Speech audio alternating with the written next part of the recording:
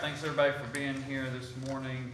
We will go through our agenda, get any changes or questions anybody has answered, and then we'll start our meeting at 10 o'clock. First on the agenda we have approval of minutes, August 30th, 2021, 5 p.m. work session, September 7th, 2021, 5:30 p.m. work session, and City Council regular meeting, September 7th, 2021, 6 p.m. Any questions? All right, approve monthly bills, approve August 2021 monthly bills. Any questions? All right, next we have set public hearing, ordinance number 214474, set public hearing on pre-zoning request 137621 to be held on October 18th, 2021 at 10 a.m. No changes. No changes. Any questions? All right, ordinance number 214475, set public hearing for rezoning request 137321 to be held on October 18th, 2021 at 10 a.m. No changes as well. No changes. Any questions? Ordinance number 214476, set public hearing for rezoning 137421 from R2 to R3 to be held on October 18th, 2021 at 10 a.m. No changes. No changes. Any questions? All right, ordinance number 214477, set public hearing for rezoning request 137521 from R2 to R3 to be held on October 18th, 2021 at 10 a.m. Also no changes. Okay, no changes. Any questions? All right, next is ordinance number 214479, set public hearing for approval granting CP&C to Decatur Morgan Hospital EMS to be held on October 4th, 2021 at 6 p.m. Since this was not on the work session last week, the ARB has found that the application filed by Decatur Morgan Hospital meets the criteria, so it needs to be set for a public hearing as per the ordinance for the council to determine whether there is a need for another ambulance service, whether they meet the criteria and whether they're fit to do it. Okay. Any questions? All right, thanks, Chip. Next, resolutions. Resolution number 21257, accept Parenthood Initiative Grant. No changes. No changes. Any questions? Okay, resolution number 21258, accept Family Matters Grant. No changes. No changes. Any questions? All right, resolution number 21259, award bid number 21025R for sodium hypochlorite to Brentag Mid-South. No changes. Any questions? All right, resolution number 21260, award bid number 21026 for concrete pipe to Foley Products. No changes. Any questions? All right, resolution number 21261, award bid number 21027 for bituminous plant mix to Rogers Group. No changes. Any questions? All right, F, G, H, I, J are all resolutions regarding the budget. Herman, do you want to kind of talk through? We're going to remove these until we pass the general fund. Do you want to talk about why that we need to do that? Well, basically, you want to get your general fund budget in place, and then these others supplement part of that. Yeah. Even though some of them are not directly related, it's better to get your general fund budget approved and then have these things. If you double vote your general fund budget today, then we go ahead and consider these today. I would suggest. Okay. I would put them at the same time as your general fund. Okay, so we would anticipate a special called council meeting to pass the general fund budget sometime next week, and we can pass these resolutions after the general fund budget is passed. So, any questions on that? Okay, moving down to K, resolution number 21267, award bid number 21031 for 27 patrol rifle quad rails to Gulf States Distributors Incorporated. Okay, no changes. Any questions? All right, resolution number 21268, ALDOT financial assistance for transportation planning agreement approval. No change. No changes, any questions? Okay, resolution number 21-269, approve vacancy announcement and recruitment for municipal court judge. No changes. No changes, any questions? Okay, resolution number 21-270, approve new signatories on multiple city accounts. No changes. No changes, any questions? All right, resolution number 21-271, approval of lease extension of parking lot to People's Bank of Alabama. There's no changes, that lease continues at least on the parking lot, 14th Street, US 31. Okay. Any questions on that one? All right, next, ordinances, first reading, ordinance number 21-4478, approve FY 2022 general fund budget, first reading. Kyle? So, we kind of ended our budget meeting last week with a task to fill the $555,000 gap. The mayor and I kind of hashed it out and did so. So I was just gonna list out the items that are in there, so those are the changes. Okay? Yep. All right, $4,000 for ice machines, 2 of them, fire department. $30,000 extrication equipment, fire department. $7,000 on-spot auto chains, fire department. $100,000 a shooting range upgrade, police department. $10,000 office renovations, engineering department. $7,500 ice machine, sanitation. $59,078 kennel truck, animal services. $47,396 mini excavator, Parks and Rec. $150,000 Wilson Morgan press box improvements, Parks and Rec. $20,000 Jack Allen sound equipment, Parks and Rec. $65,000 laserfish upgrade, information systems. $34,000 scanning and archive services for planning department. $3,000 laserfish conference, planning department. And $66,250 for an increase in boot allowance, which is in the safety department. Okay, any questions on those? What was that for the animal services again? The dollar amount or the need, Mr. Jackson? Both actually. There is a $59,078 for a kennel truck. A cow truck? Kennel. Kennel. Kennel. Kennel, okay. All right, thank you, okay. It's that Canadian. Sorry. Ed, there was a lot of conversation with department heads regarding our vehicle fleet.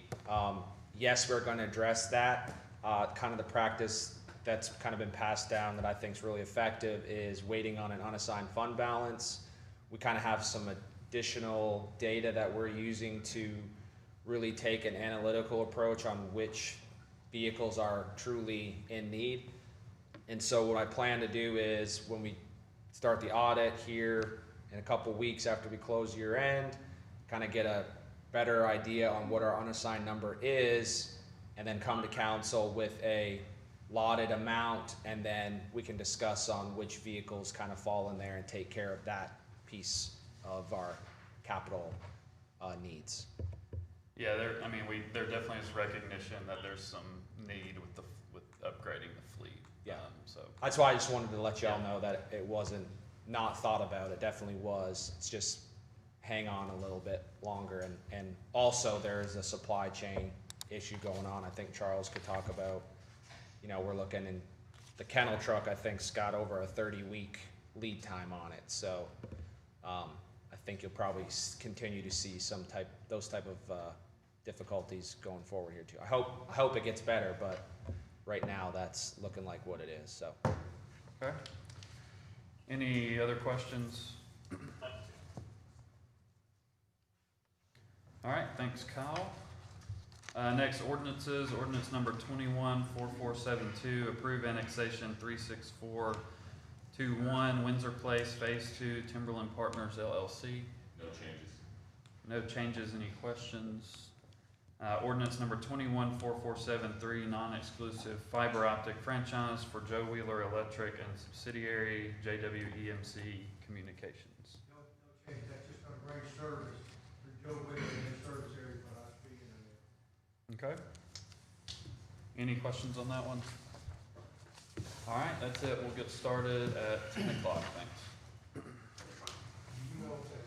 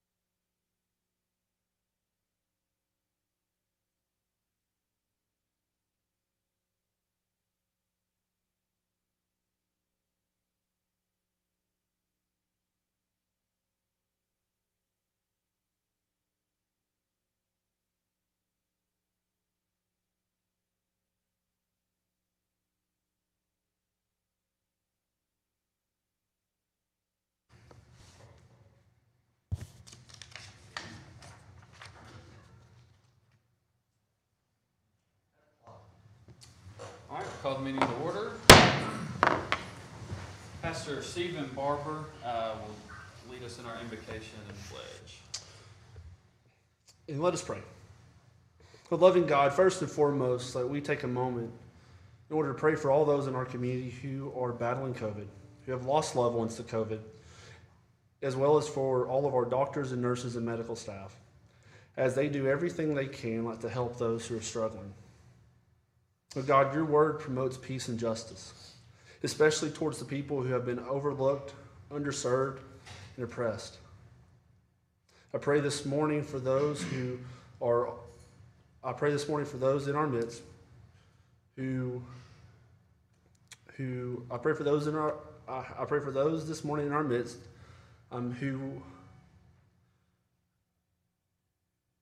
have stepped up to the call in order to accomplish like this peace and justice. And God, may you give them strength to press on. I pray for our mayor and our elected officials and our public servants. And I pray for this assembled council today. I ask that you would grant this council the wisdom to govern, even amidst the conflicting interests and even amidst the conflicting issues of our time. I pray for them to have the ability to work together in harmony, even when there's honest disagreement. I pray that they have joy in their task, and they are able to walk away from this meeting with a personal peace. I pray for the agenda set before us today. I pray that each person who is taking part in our discussions, oh God, they would have an assurance of what is pleasing to you. And I pray that they would make the best decisions for all who call this community home. I pray for the leaders of our nation, and I pray for the leaders of our state, and I pray for the leaders of our community as we pray the prayer that you taught us to pray. Our Father, who art in heaven, hallowed be thy name. Thy kingdom come, thy will be done, on earth as it is in heaven. And give us this day our daily bread, and forgive us our trespasses, as we forgive those who trespass against us. Lead us not into temptation, but deliver us from evil.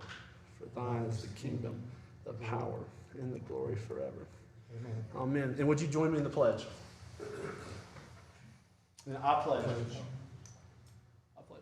allegiance to the flag of the United States of America, and to the republic for which it stands, one nation, under God, indivisible, with liberty and justice for all. Thank you, Stephen. Roll call. Ladner, Here. McMasters, Here. Jackson, Here. Pike, Here. Pepper.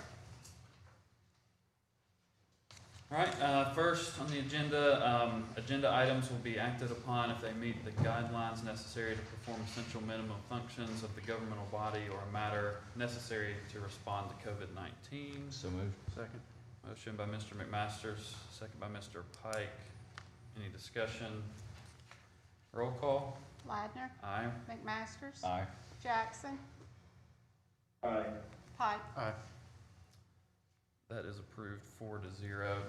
Before we get into the agenda, I do have two members of the public that would like to speak. First is Dr. Sims, if you want to address us for just a minute.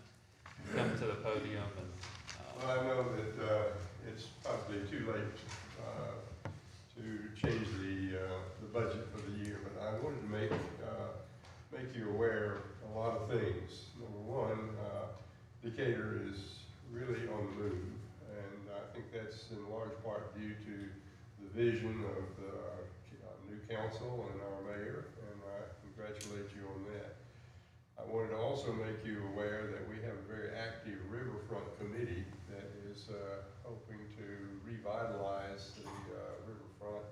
I know you're aware of a couple of new hotels that are going to be built in the near future, and the main thing I wanted to tell you about is the fact that Decatur will be a hub for bicycle activity in the future and probably will be a destination for bikers.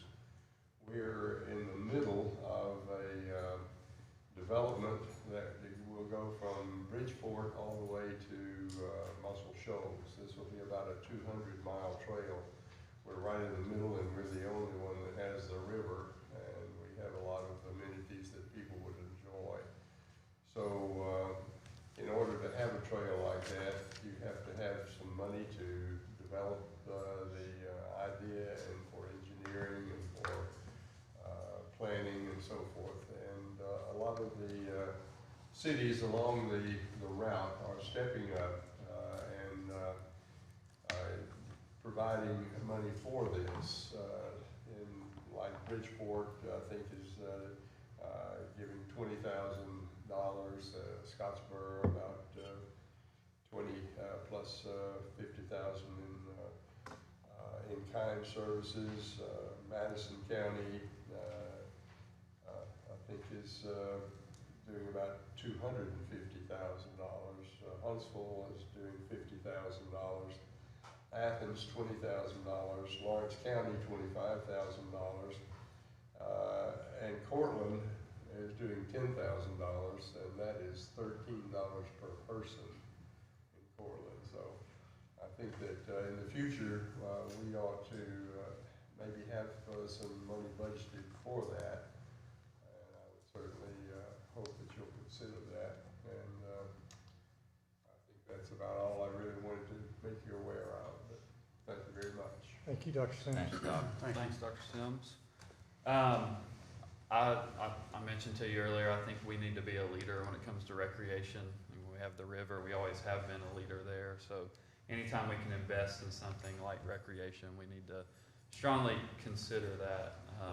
And I also heard a lot of counties on your list, so make sure to go see Chairman Long about that. Thank you. Anything else for Dr. Sims? Just thankful for the work that's being done on the riverfront as well. There's a lot of activity taking place there. It's going to have a big impact on our city and bring in guests and such, and a lot for the residents as well. So appreciate that. All right, Sue, you're on the list next. I didn't come prepared for this, but You can, if you want to come to the podium, that'd be good. so I'm in my jeans and sweatshirts like I go to work every day. That's good. Yeah. This is an improv thing. You've all heard my spiel before. I'm with Hands Across Decatur, Path Forward Center, and we help the homeless get jobs. We're housing them, we're getting them education, getting them GEDs, and they are underserved in our community, in our country, in our city, and our county as well. I know that Decatur has received $10.8 million in COVID relief funds right now, and also that because of COVID relief funds, the city finances have improved immensely. And also there's $500,000 unappropriated funds to get rid of right now. I know that your votes are probably already in for what nonprofits will receive city help right now. But I ask that you look at the underserved and the underprivileged and those who can't go to Wilson Morgan Park and listen to a game with a new press box, or a sound system for Jack Allen Recreational Complex. There are people who live here right now that need our help, and I appreciate and agree that we're bringing new businesses to town, young entrepreneurs, but we have citizens who live here right now who need our help, and COVID has really affected already homeless. People who are on the cusp have now become homeless. We have many people who are not homeless but can pay their rent and they can't get groceries. I have one family right now who's living in a condemned house. Luckily, the owner is okay with that. It's a mom, dad, and 2 kids. They're off the street and they're warm. There's a tarp over their house, but off the street and warm, and we take special care of them because there's 2 young boys involved. But we don't want to see that get any further in Decatur. In our county especially, we receive no federal funds, no state funds, no county funds, no city funds. We never have. And we applied for the America Cares Act last year. We didn't get anything because we were told we're a nonprofit. Nonprofits don't qualify. I'll apply again this year. If you don't do it, the answer's going to still be no. So do it and see what the answer might be. But I come to you, even though the budget I know has probably been done right now, to talk to you again about helping our people who who can't help themselves, who don't have a house, who don't have a roof. In the rain this past week, and I'm sure we were all warm, safe, and dry, we are packed over there right now with people that need socks, jeans, boots, a new tent because our tents got flooded away. And some can't get out of the camp because they're flooded in. And so we'll go back in the camps later on today and take what they need, hopefully, without drowning in the river.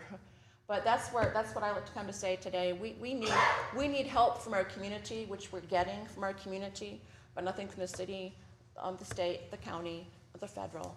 And really need that support. And we need that sustained income to keep going. And with our community warming and cooling center, which we're adding to our building as well, this will help our older people who can't afford to pay their heating or cooling bill in the winter and summertime, because they can now come to our place at the community warming and cooling center and get warm, get safe, get dry, and we'll feed them as well for daytime hours. We're not a shelter, no interest in being a shelter, but it gives them some place to go and get off the street if they can't pay their heating bills or cooling bills. And with that, that is community-based. And we need to all come together and take care of our entire community. Thank you for letting me present today. Thanks, Sue. I appreciate you coming. Hands Across Decatur does great work. I'm sure most of you have seen Sue out or heard her speak numerous times. There's a lot of organizations, I think, in our community that help our underserved and do an amazing job with that. So we definitely appreciate what you guys do. I would say, I think we did actually provide some part of, was it part of the CDBG grant that did go to Hands Across Decatur? We have applied for our it's actually the third round of COVID from CDBG, from HUD. We've not gotten approval for that, and there is $12,000 in there for a refrigerator for Hands Across Decatur. Okay, that's good. I'm glad to hear that. Any other questions or anything there? Okay, that's the public comment list I had. We'll get into the agenda here. Approval of minutes, August 30th, 2021, 5 p.m. work session. So moved. Motion by Mr. McMaster, second by Mr. Pike. Any discussion? Roll call. Ladner. Aye. McMasters. Aye. Jackson. Aye. Pike. Aye. Minutes are approved 4-0. September 7th, 2021, 5:30 p.m. work session. So moved. Second. Motion by Mr. McMaster, second by Mr. Pike. Any discussion? Roll call. Ladner. Aye. McMasters. Aye. Jackson. Aye. Pike. Aye. Minutes are approved 4-0. City Council regular meeting, September 7th, 2021, 6 p.m. So moved. Second. Motion by Mr. McMaster, second by Mr. Pike. Any discussion? Roll call. Ladner. Aye. McMasters. Aye. Jackson. Aye. Pike. Aye. Minutes are approved 4-0. Next, we have approved monthly bills. Approve August 2021 monthly bills. So moved. Second. Motion by Mr. McMaster, second by Mr. Pike. Any discussion? Roll call. Ladner. Aye. McMasters. Aye. Jackson. Aye. Pike. Aye. Monthly bills are approved 4-0. Next, we have set public hearings. The first is ordinance number 21-4474, set public hearing on pre-zoning request 137621 to be held on October 18th, 2021 at 10 a.m. Thank you, Council. Mayor, pre-zoning 1376-21, it's 20 acres. It's P. Wright McAnally representing Melissa Curry. It's located north of Kiowa Trail, southeast, and the request is to pre-zone 20.1 acre parcel to R3. The proposed land use is residential. Any questions? Any questions for Matt? Okay, next is ordinance number 21-4475, set public hearing for rezoning request 137321 to be held on October 18th, 2021 at 10 a.m. Thank you. It's 5 acres, currently zoned R6. The applicant is Billy and Regina McDonald. It's located at 2728 Red Bank Road Southeast. The request is to rezone the 5.0 acre parcel from R6 single-family semi-attached to R1E Residential Estate District. The new zone would be R1E, and its proposed land use is residential. Okay, any questions? Next is ordinance number 214476, set public hearing for rezoning 137421 from R2 to R3 to be held on October 18th, 2021 at 10 a.m. This is 18.05 acres, currently zoned R2. The applicant is Pewright McAnally for Pool Properties. It's located northwest of Arapahoe Trail southeast. The request rezone 18.05 acres from R2 to R3. Proposed land use is residential. Any questions? All right, last one is ordinance number 214477, set public hearing for rezoning request 137521 from R2 to R3 to be held on October 18th, 2021 at 10 a.m. This is a 7.9 acre parcel. The applicant is Pewright McAnally for Melissa Curry. It is also located northwest of Arapahoe Trail southeast. Request rezone 7.9 acre parcel from R2 to R3.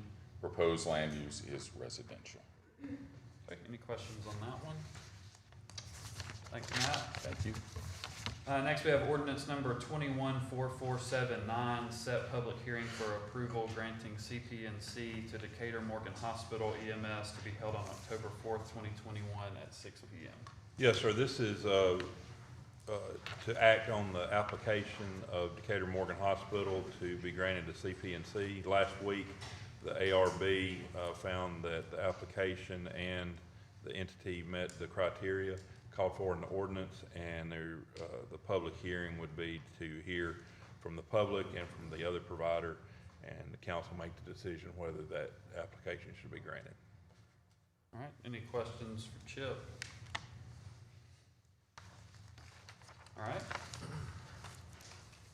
Resolutions, resolution number 21257, accept Parenthood Initiative Grant.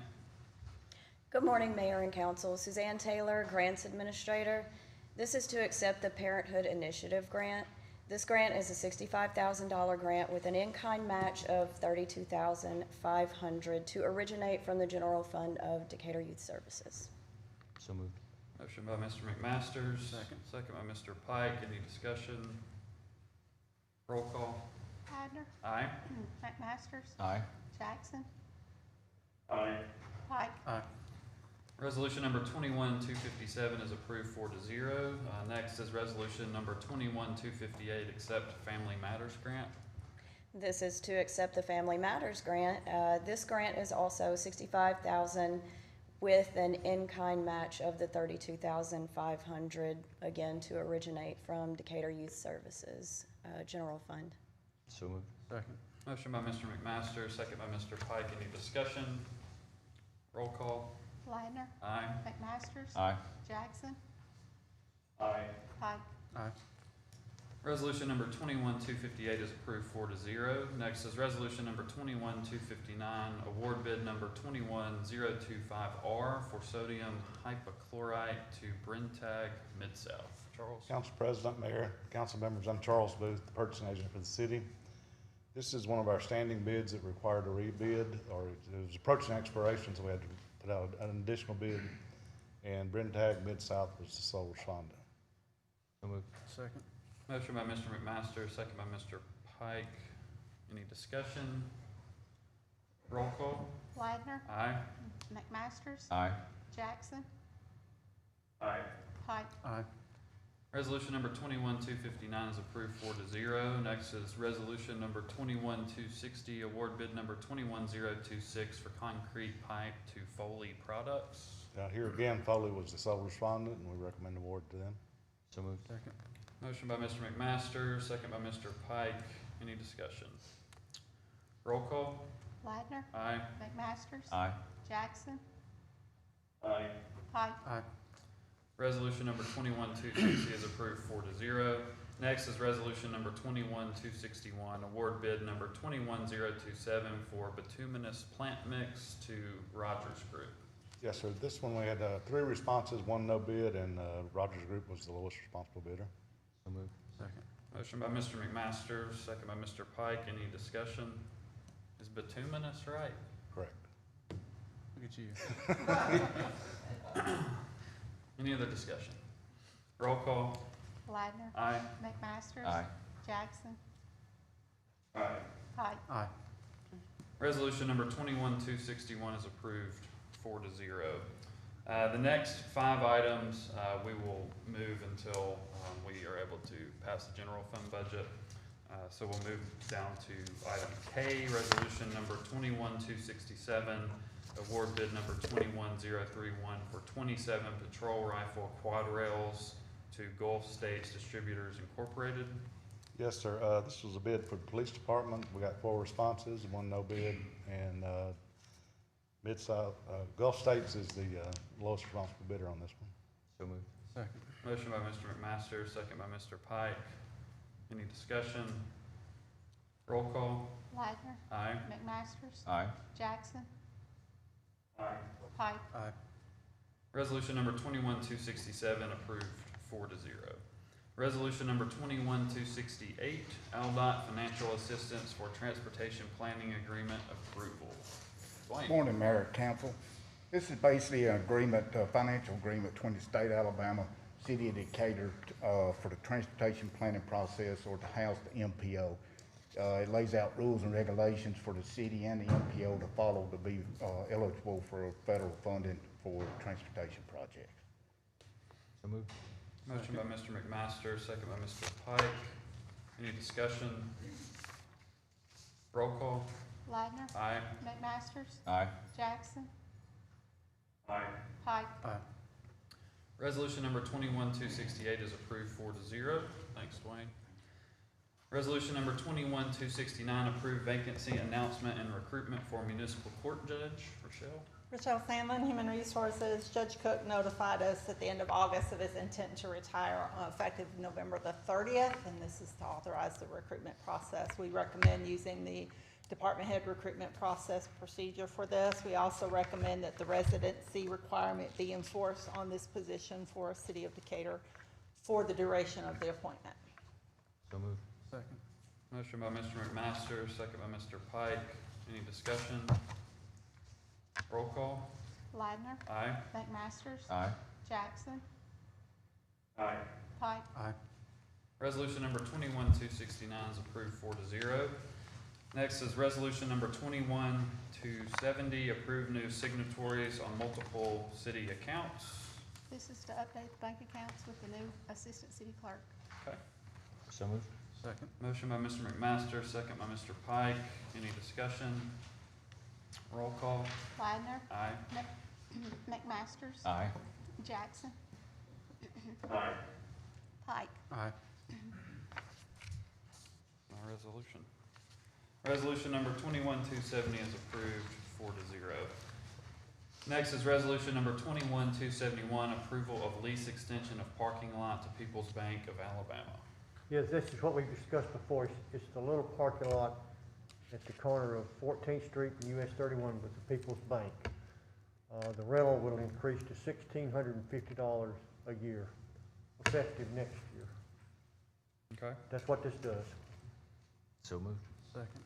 Motion by Mr. McMaster, second by Mr. Pike. Any discussion? Roll call. Ladner. Aye. McMaster. Aye. Jackson. Aye. Pike. Aye. Resolution number 21-271 is approved with a vote of 4-0. Next we have ordinances first reading. Ordinance number 21-4478, approve FY 2022 general fund budget first reading. Good evening, Council. This is a request for a unanimous consent on the general fund budget for FY '22. I don't know if there's any other questions regarding the general fund. I know we've talked at length about it, so. Well, I did want to point out too, from the discussion earlier, there was a gap of about 500,000 or so. There were actually $5.8 million of requests to make up that 500,000. Yes. So that's kind of where we filtered through the list there. So. That is accurate. Okay. Any discussion or questions? So you would like immediate consideration? I mean, it can expedite the process, so sure, why not? I'll go for it. Move for immediate consideration. We have a motion for immediate consideration, second by Mr. Pike. I'll just start the discussion. I won't support this, and the reason is Mr. Pepper is not here. And I do think every council member, when we're talking about the budget, should be here with the chance to vote on that. So I won't support us voting on it without him having the opportunity to be here. So. I tried. Any other discussion? I tried. I'll just say in case, because this is your first, we have to have some type of decision made by the 30th of September. We will. I just think it's important that each council member has a chance to vote on it. Okay. I think that's very admirable. Sure enough. Should we go ahead and set a date? Well, any other discussion? Roll call? Ladner, No. McMasters, Aye. Jackson, Aye. Pike. Aye. All because of me. All right, well, unanimous, I still stand by what I said. Unanimous. Let me say something. You asked for discussion, but I'd like to, and I missed that, so I would like to, even though we're gonna vote on it next week, I would like to at least, share a couple of things with it. I wanna say that, of course, I've been on council for a long time, and, in 1996, when I started on the council, we did a budget process, and Herman, you are probably the only person in the room who's there at that particular time, but we did a budget process where I think at that particular time we were actually on the 6th floor of City Hall, and we did a process where the council, the mayor, and respective department heads for whatever department budget we were discussing at the time would come together, and that actually went not in the same place, but that actually went until about 2008.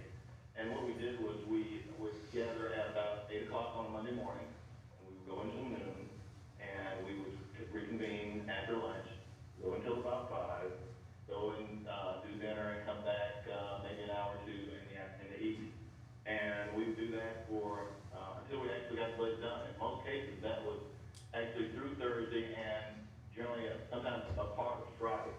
So we were actually looking at well over 40 hours worth of investment by a collective council body at that particular time. And after we did the process on Monday, I called around to different places and talked to some council members that I knew throughout the state, and most of the other places still do it like that. And they convene and they do tens of hours with a collective body. And when we look at what we did as far as the collective body, and I fully understand that liaisons can go in with their respective departments that they're liaison to. That's not the collective body. When we look at what we did, we had roughly 44 minutes of collective council summary, I'll say, of a $71 million budget. And when we think about that, 2 years ago, I think it was like 2014, we did a $55 million budget, 53 minutes, and people were like, oh, man, how do you do that? And it's virtually impossible for us to have a complete understanding of a budget with a summary situation like that. There are things that I don't like about the budget, naturally, as with any budget. The 2.5% increase that we're doing to our employees, I think that when we're looking at a job study, we have a perfect opportunity where we could go in and do one-time pay increases significantly more than our employees would get over a year's time by doing it as a one-time pay increase. And we could break it down incrementally. For example, when I looked at the number of employees that we have who are making $20,000, $50,000, we could possibly give those employees a $2,500 one-time pay increase that would be delivered to them right around Christmas time, which would be in their hands and be an important investment for them. Our 2.5% pay increase is going to cost us about over $3 million. If we broke it down incrementally, we could do a one-time pay increase for our employees. Like I said, especially we have prime opportunities because we're looking at a job study now. we could do that for right around $1.1 million. And it's not recurring on our budget. It's not something that is going to impact next year's budget and every year's budget following that. It's something that would help impact your time. Again, $2 million statement. We did not look at our retired employees' pay raise, and we haven't done that, I don't think, since 2007. And that's vital for those people who are on fixed income based on the years of service that they did for our city. There's nothing there. When we look at what we have today, I can't find anything, maybe I'm overlooking it, but Tom, correct me if I'm wrong, I can't find anything that specifically addresses the drainage problem that we have around our city. And we can say that this is a one-time situation, or these one-time situations are happening more and more regularly now. And so we're gonna have to put money into our budget that addresses our drainage. When we look at a police increase that we're looking at, our police and fire have pretty much always been hand in hand with their salaries. And I think that we should fully expect, and I think that they've already come, but we should fully expect that the fire department is going to be at our door knocking and saying that we want the same increase. So I don't know how effective that's gonna be without doing both at the same time. In the past, we had a budget narrative, prior to the budget process, so we could actually look at how this is going to impact, things, and so we're missing those things. The law places a fiduciary responsibility on the council, that we understand the budget and that we pass the budget that works for this city. It's not on the CFO, it's not on the mayor. So we have a fiduciary responsibility to not only approve a budget, but to understand that budget. So I don't know when we're looking at doing this budget, but whenever we decide to do it, you know, if I can make it, great. If I can't, I would not support this budget based on where we are right now, based on the what we've invested in this budget. Okay, thanks, Mr. Jackson. Any other comments or questions?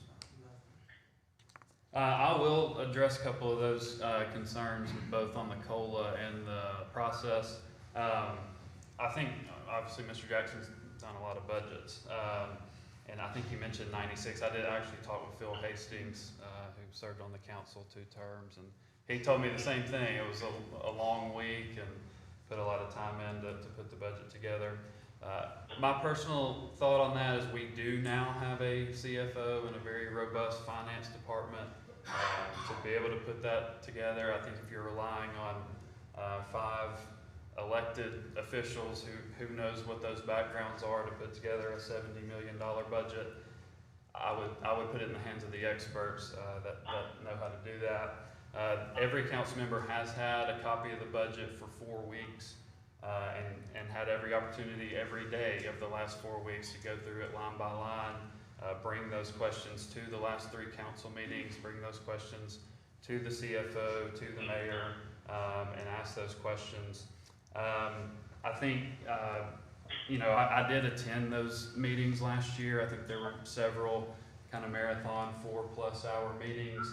And I was sitting right out there thinking, this is about as inefficient and talking in circles and going round and round as I could think. So I do appreciate the approach that did make it more efficient. It is our responsibility, absolutely. Probably one of our top public safety and fiduciary responsibility, I would say, is this body's #1 responsibility as a council. But it is the mayor's job and working with his CFO, one of his main responsibilities is to bring a budget to us. So I hope we allowed that to happen this year, and then for us to study that, like Mr. Jackson, have questions and come to you guys to get those answers. And collectively, if there's any questions that need to be asked, absolutely. We've had 3 council meetings, work sessions and meetings since we got the budget. We could go line by line if people have questions. As far as the COLA goes, we are probably, at least in my company, my leadership team's meeting right now, I'm missing today. I guarantee you they're talking about being competitive in the job market, just like every other company in the country is. I can't think of a more competitive job market. I'm sure they've been out there. I'm not that old. But man, it's tough for everybody right now. to stay competitive. So if we don't give a COLA type increase, we only give a one-time increase next year, because guess what? Across the street, they just approved, or wherever they are, the county just approved a 2% COLA. So if we don't do that, then our pay range, we drop below them, and we drop below everybody else that's giving a percentage increase. And then when we're advertising our salaries, we're below them. We're not as competitive as we could be. I don't like the tail either. I know you don't like the tail. And it does present challenges as we move forward. But if we're going to be competitive from a personnel standpoint, I really struggle to know how we can't do a COLA when everybody else is. It just puts us further and further behind. We did do a one-time increase, this past Christmas. I wish we could have done more. I think it was $400 or $500 on top of one that I think was approved before that. It didn't get all the council support. So I'm kind of lost on where we are on those one-time increases, because we did one, and not everybody supported it. So those are my comments. I do appreciate Mr. Jackson, and I think before we had CFO, the council had to sit down and do that as much as they can. And I'm completely open to having more public meetings if that's what we need to do. But this is honestly the first request I've heard to do that. So. Well, let's be clear, let's be clear. And a couple things to put into my mouth that I didn't say. First and foremost, this is not the first CFO that we've had. And for all practical purposes, even though Rezoning was not titled as a CFO, he was actually, for all practical purposes, the CFO. And as far as the 5-member council coming together and putting together a budget, I never suggested that. What I suggested was that, and regardless of how ineffective it was in the past term, what I actually referred to was from 1996 to 2008. And when we came together, the importance of knowing what was in that budget, line item by line item, it wasn't that we were putting things in or taking things out. It was the importance of knowing what you were actually voting on.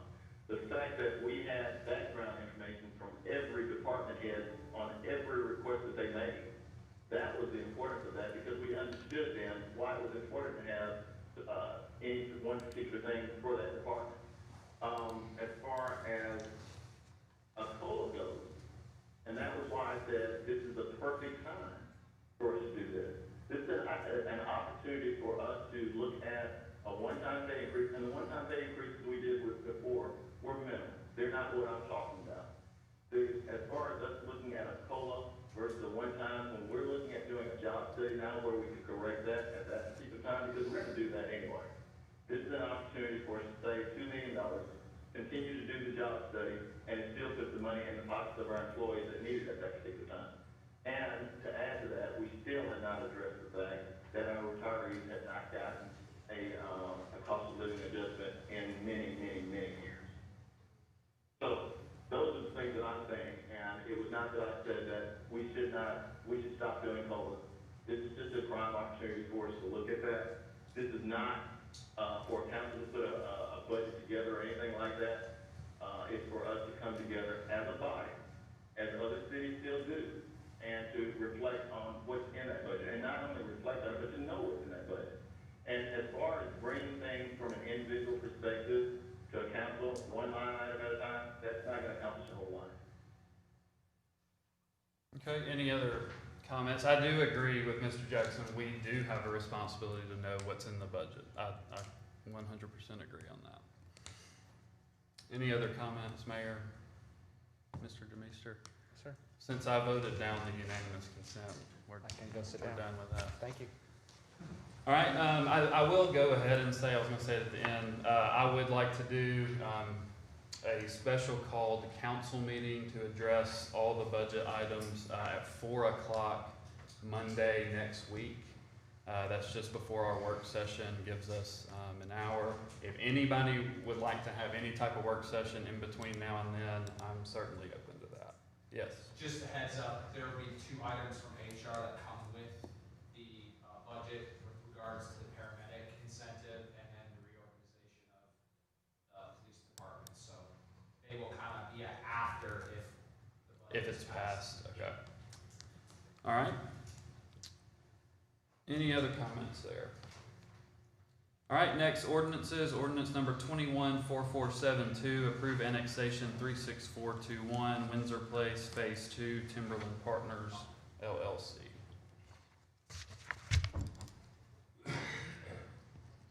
Thank you, Council Mayor.